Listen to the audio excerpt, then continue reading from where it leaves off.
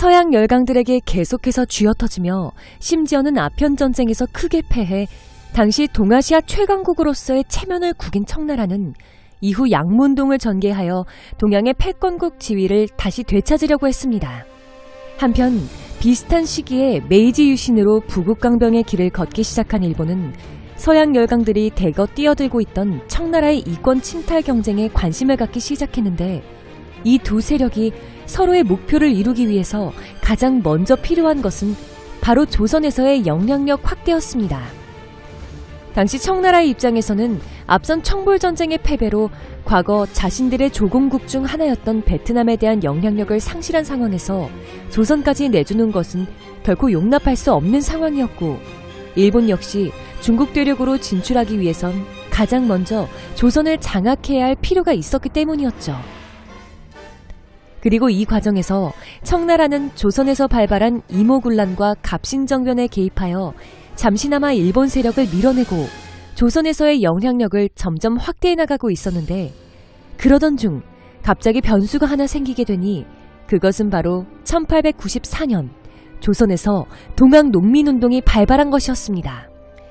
당시 자국군의 영향을 믿지 못했던 조선 정부는 동학농민군에게 전주성에 함락당하자 청나라에 급히 구원을 요청하였고, 이를 받아들인 청나라군은 동학농민군을 진압하기 위해 그해 5월 5일 약 2,500명의 병력을 아산만에 상륙시켰습니다.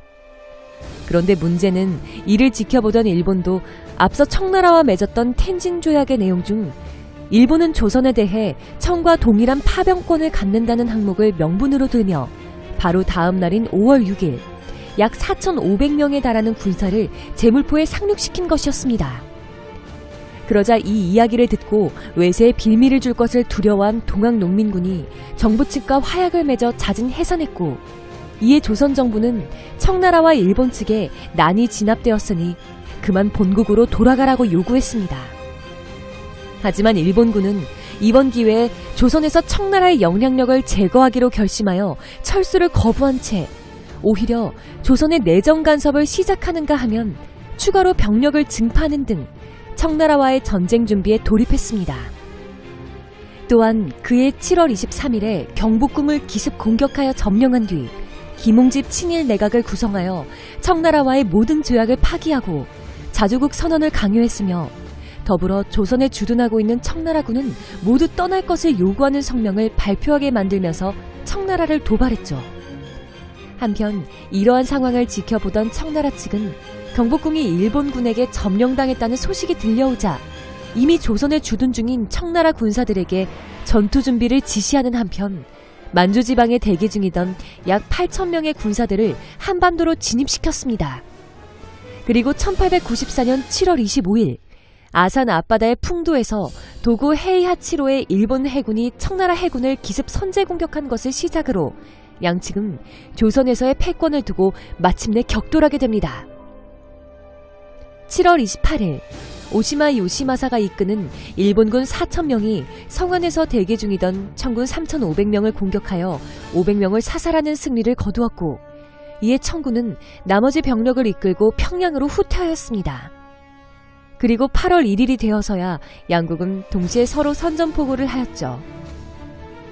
이후 일본군은 8월 26일 조일 동맹조약을 맺어 조선 내에서 조선 정부의 이름으로 자유롭게 식량과 물자를 징발할 수 있는 권한을 얻는 한편 본토에서 병력을 계속 충원했습니다. 이후 9월 15일 양측은 평양에서 대규모 격돌을 벌이게 되는데요.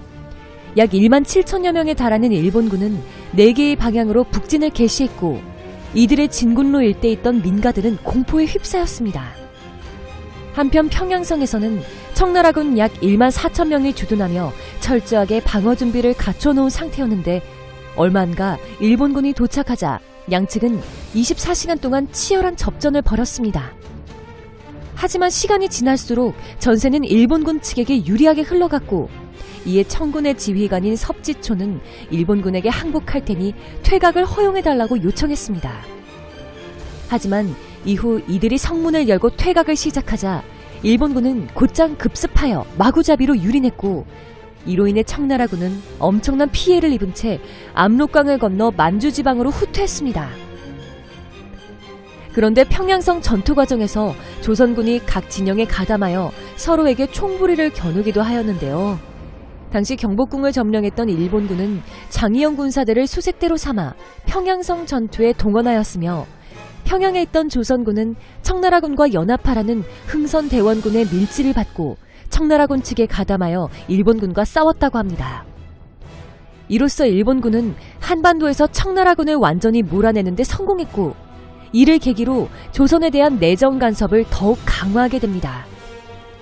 이후 9월 17일이 되자 양국은 이번에는 바다에서 대규모 전투를 벌이게 되는데, 이때 청나라 측은 정여창이라는 인물이 이끄는 당시 동양 최강의 함대라고 불리던 총 11척의 북양 함대가 출전하였고, 이에 일본 측은 10여 척 연합 함대로 맞섰습니다.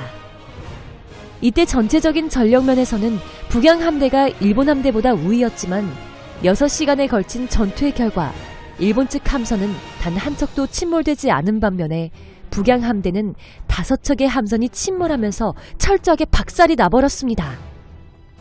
그 결과 일본이 제해권을 장악하면서 청일전쟁의 전세는 일본 측으로 완전히 기울어져 버렸죠. 그리고 더 이상 거리낄 게 없어진 일본군은 이후 압록강을 건너 단둥으로 진격하여 요동반도에 교두보를 구축하였으며, 연이어 금주, 다롄을 공격한 뒤 류순으로 점령하여 대대적인 학살 행위를 자행. 이때 군인과 시민 2만여 명이 사망했다고 합니다. 그리고 얼마 안가 개평과 영구까지 점령하면서 요동반도를 완전히 장악해버렸죠. 또한 일본군은 1895년 1월 19일이 되자 이번에는 산둥반도의 위해위를 공격했는데, 이에 청나라군의 북양 함대는 육군과 호응하며 해상에서 육지의 일본군을 포격하였으나 얼마 안가 일본 해군이 만의 입구를 봉쇄하자 갇혀버렸고, 얼마 뒤 육상 요새를 함락시킨 일본 육군과 해군의 연합 공격에 결국 괴멸되었으며, 지휘관인 정여창은 자살했습니다. 그리고 상황이 이렇게 되자 청나라 측은 이제 협상을 진행할 수밖에 없었고, 결국 미국의 중재로 일본과의 협상에 들어가게 되는데, 그 사이에 일본은 대만과 팽호 열도까지 점령하여 동중국해를 장악하고 더 나아가 수도인 북경까지 위협했습니다. 하지만 협상 도중에 청나라 측 대표인 이홍장이 고야마 도요타로라는 일본의 극우 인물에게 저격을 당하면서 상황이 난처해진 일본은 협상을 빨리 끝내기를 원했고, 이후 4월 17일 시모노세키 조약이 체결되면서 청일전쟁은 마침내 끝이 났습니다. 그 결과 일본은 청나라 측으로부터 막대한 전쟁 배상금과 요동반도 및 대만을 할양받았으며, 더불어 조선에 대한 영향력을 완전히 포기할 것을 약속받아 이후 노골적으로 조선 침략의 야욕을 드러내게 됩니다. 그리고 이번 전쟁을 계기로 무력함이 만방에 드러난 청나라는 서양 열강들에 의해 거의 반식민지 상태로 전락하게 되며, 이후 1911년 신의 혁명으로 결국 멸망하게 됩니다.